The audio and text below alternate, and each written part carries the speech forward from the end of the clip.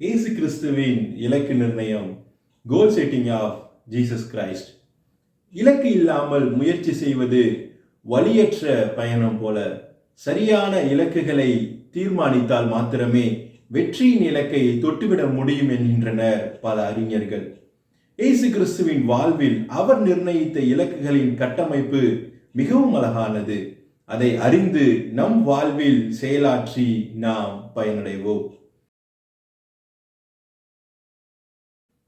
இயேசு கிறிஸ்து உலகில் பிறக்கும் முன்னே மெசியாவின் இலக்கு அரசியல் ராஜாவாக பிறந்து ராஜரிகம் செய்து இஸ்ரவேல் மக்களை விடுவிப்பார் எனவும், ஒரு சிலர் அவர் சிறுமைப்பட்டவர்களுக்கு சுவிசேஷம் அறிவித்து பாவங்களில் இருந்து விடுதலை தரவே வருவார் எனவும் இருவிதமான இலக்குகளை கொண்ட தீர்க்க தரிசனங்களை வேதத்திலே உரைத்திருக்கின்றனர்.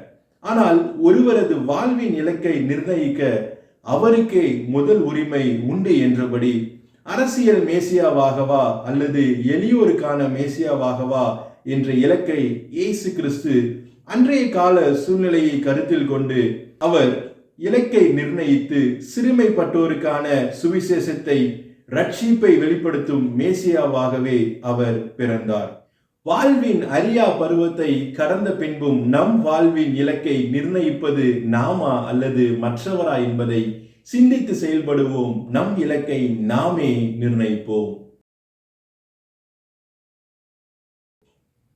இயேசு கிறிஸ்துவின் வாழ்வில் குறுகிய கால இலக்குகள் எனவும் நீண்ட கால இலக்குகள் எனவும் இரு இலக்குகள் இருந்தன. அவைகளை அந்தந்த காலத்தில் சரியாக முடித்து அவர் மற்ற இலக்கை நோக்கி செயல்பட்டார். நீண்ட கால இலக்கிற்கு காத்தும் இருந்தார்.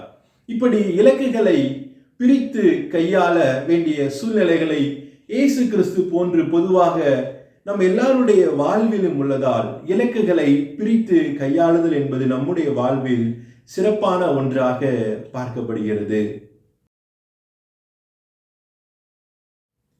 இயேசு கிறிஸ்து தனது இலக்குகளை தீர்மானித்து அதனை பிரித்து செயலாற்றும் போது அவருடைய, அதாவது மெசியாவின் இலக்கை அவருடைய வார்த்தைகளால், அன்பினால், அற்புதங்களால், கேள்விகளால், ஆலோசனைகளால் பலரும் அறிய தொடங்கினர்.